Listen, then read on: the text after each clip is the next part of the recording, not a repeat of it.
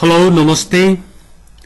You are watching the best preparation, a YouTube channel for learning English language. Please don't forget to subscribe this channel, share this video to your friends, like and comment. Now, let's move on to today's lesson. For confidence को लागि. For confidence means confidence को लागि. अब सामान्य कुरा त जहाँ पनि भेटिन्छ, तर विशेष कुराहरू कहाँ भेटिन्छ त भन्दाखेरि यही च्यानलमा भेटिन्छ. लगभग 900 वटा भिडियो छन् यहाँ. एउटै टपिकलाई 5-6 वटा भिडियो त तपाईले प्रत्येकमा पाउनुहुन्छ. यो भन्दा अगाडि हामीले आर्टिकल्स को पनि विशेष अवस्था द को कहाँ लाग्ने र कहाँ नलाग्ने भन्ने यो भन्दा जस्ट अघिल्लो भिडियोमा हेर्यौं. धेरै जनाले राम्रो मान्नुभयो र कन्फ्युज पनि हटेर गयो धेरै जनाको. त्यस्तै कन्फ्युजनहरु हटाउनु पर्ने छ आज. फर कन्फिडेन्स भनेपछि कन्फ्युजन त हटाउनै पर्यो. अब हेर्नुहोस् है, एउटा कन्फ्युजन. यो पर्सन भनेको व्यक्ति हो. एकजनालाई पर्सन भनिन्छ, तर धेरै जनालाई पर्सन्स बनाउने चलन कम छ. के बनाइछ? पीपल बनाइछ सिधै. हेर्नु है, कुरा बुझ्नुभयो त? Instead of persons we often use people. Person हुन्छ, पर्सनै प्रयोग गर्ने चलन छ. फेरि he is a nice person. ऊ राम्रो मान्छे हो, ऊ राम्रो व्यक्ति हो भन्दाखेरि he is a nice person भयो. तर तिनीहरू राम्रा मान्छे हुन् भन्दा नि they are nice persons बनाइदैन. they are nice persons बनाउने ठाउँमा they are nice people बनाइछ. एउटा कुरा त बुझ्नुभयो नि? Okay, they are nice people. We are going to meet the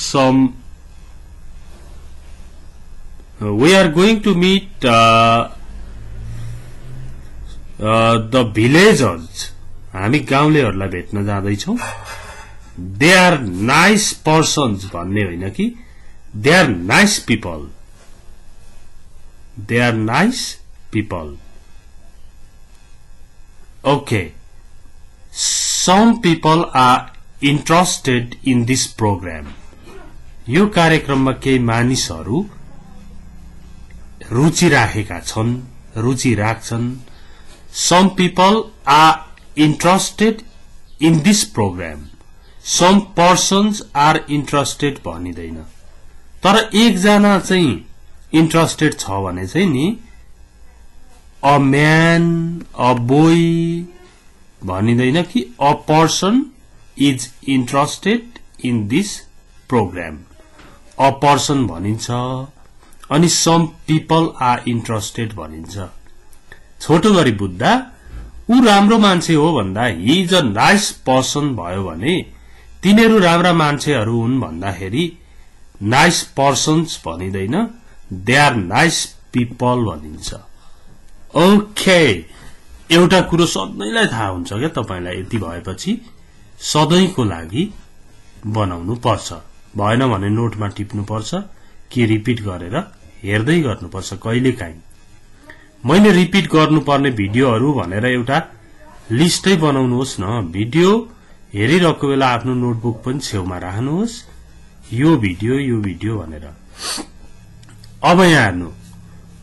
for confidence को लागि a sum of money, a period of time, a distance यिनीहरुलाई एउटा चीज मानिन्छ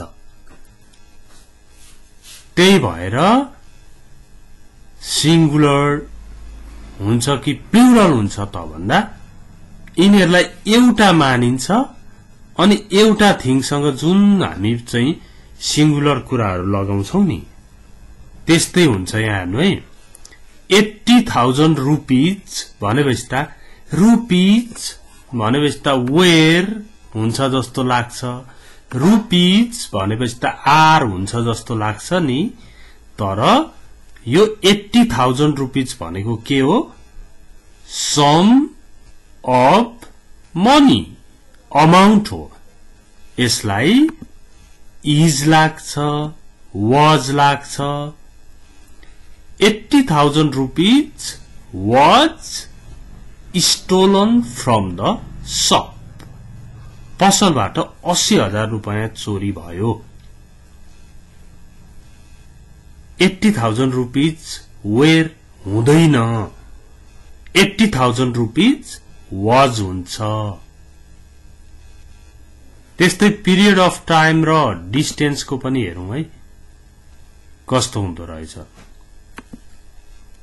6 months ल 6 महिना जागिर विहीन हुनु जागिर बिना हुनु भनेको लामो समय हो नि हेर्नुस् न लकडाउनले 6 महिना भइसक्यो जागिर नभएको भन्नु पर्यो भने नि 6 months इज हुन्छ हेर्नु त यो चाहिँ पिरियड भयो पिरियड अफ टाइम भएकोले 6 months आर हुँदैन 6 months चाहिँ एउटा पिरियड अफ टाइम हो यो एउटा थिङ बुझाउँछ यसले 6 months is a long time to be without a job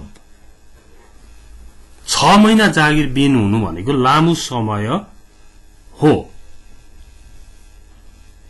हेर्नु त 6 months आर हुँदैन 6 months is a long time to be without a job is लाग्यो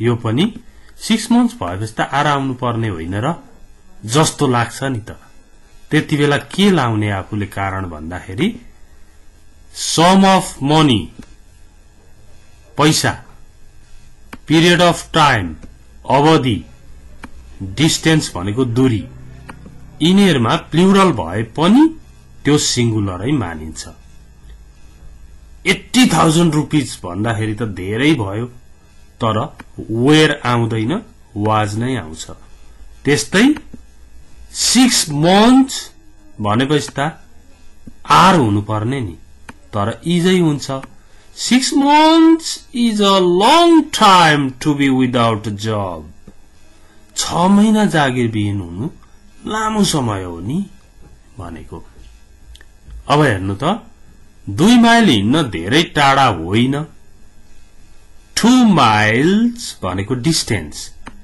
2 miles भनेपछि त आर हुनु पर्ने नि आर नट हुनु पर्ने तर 2 miles isn't very far to walk 2 mile हिँड्न धेरै टाढा होइन 2 miles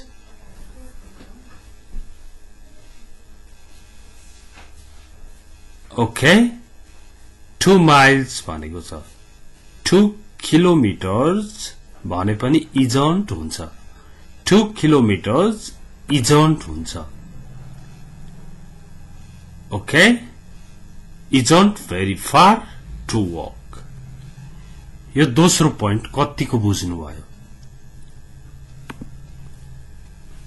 अमाउन्ट भनेको पैसा पिरियड अफ टाइम र डिस्टेन्स एउटै चीज मानिन्छ र इज लाग्छ वाज लाग्छ ह्याज लाग्छ त्यस्तो हुन्छ अब आयो फर कन्फिडेन्स यो पनि निकै राम्रो कुरा छ अत्यन्तै इन्ट्रेस्टिङ कुराहरु छन् है हेर्नुस् है staff audience often use plural verb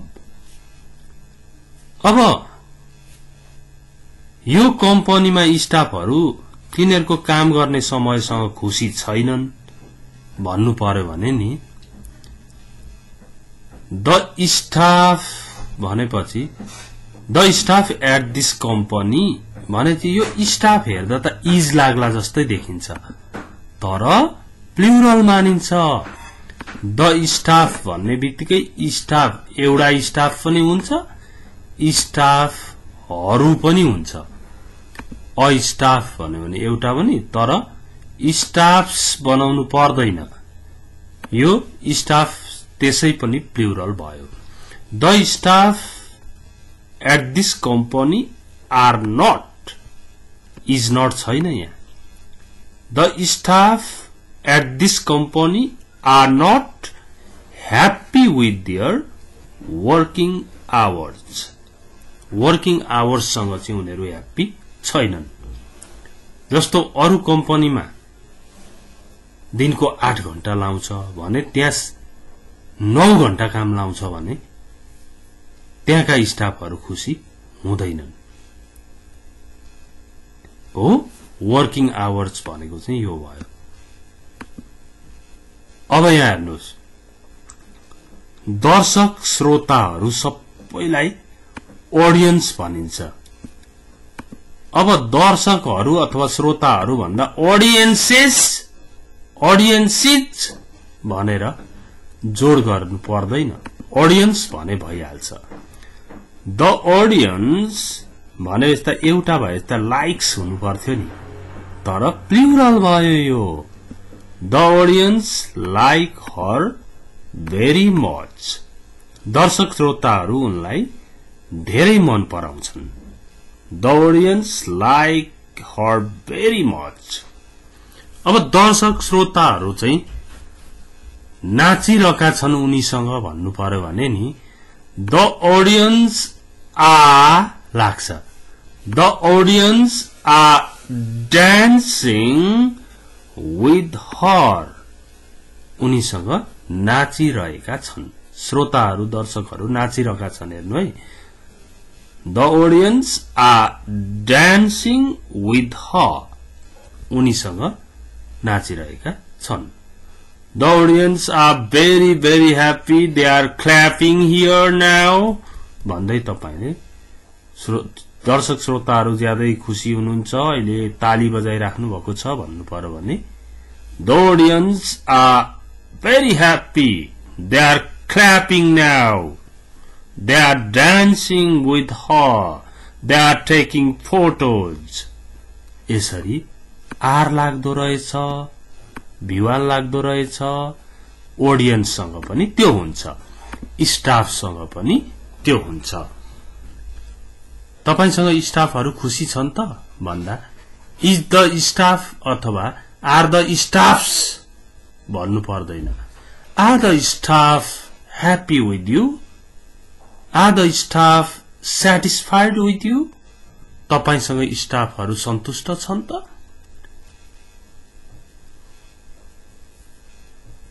अब उसले स्टाफहरु निश्चय नै सन्तुष्ट छैनन् भन्नु पर्यो भने the staff are not certainly satisfied अथवा certainly the staff are not satisfied with me they are complaining about their working hours भन्दै कुरा गरिरहेका हुन्छन् स्टाफ र ऑडियन्स दिनै चाहिरहने कुरा हो सिकौं सिकेपछि सक्यो सिकेपछि जान्ने भयो जान्ने भएपछि रमाइलो भयो त्यति हो कुरा अब हेर्नु त प्रहरीहरु अपराधको अनुसन्धान गर्दैछन् तर अहिलेसम्म कसैलाई गिरफ्तार गरेका छैनन् भन्नु पर्यो भने the police are investigating the crime but haven't arrested anyone yet the police भनेपछि द पुलिस भन्ने बित्तिकै इज हुँदैन आर लाग्छ यो प्लुरल हुन्छ the police are investigating the crime crime भनेको अपराध बट ह्याभन्ट आयो नि ह्याजन्ट आएन ह्याभन्ट अरेस्टेड एनीवन एट प्रहरीहरू अपराधको अनुसन्धान गर्दैछन् तर अहिलेसम्म कसैलाई गिरफ्तार गरेका छैनन् भयो अब सिंगुलर चाहिँ कस्तो हुन्छ त भन्दा एउटा पुलिस अफिसर भन्नु पर्यो भने द पुलिस अफिसर भनेर भन्यो भने त पुलिस अफिसरहरू भन्ने अर्थ लाग्छ द पुलिस अफिसर्स हुन्छ अझ अब पुलिस अफिसर मात्र भन्यो भने चाहिँ एउटा पुलिस अधिकृत हुन्छ एउटा पुलिस जेन्ट्सलाई अ पुलिसम्यान एउटा लेडिज पुलिसलाई अ पुलिस वुमन यसरी बनाइन्छ अत्यन्तै महत्वपूर्ण शब्दहरू सिक्यौं हामीले यहाँ भन्दा बढाउनै हुँदैन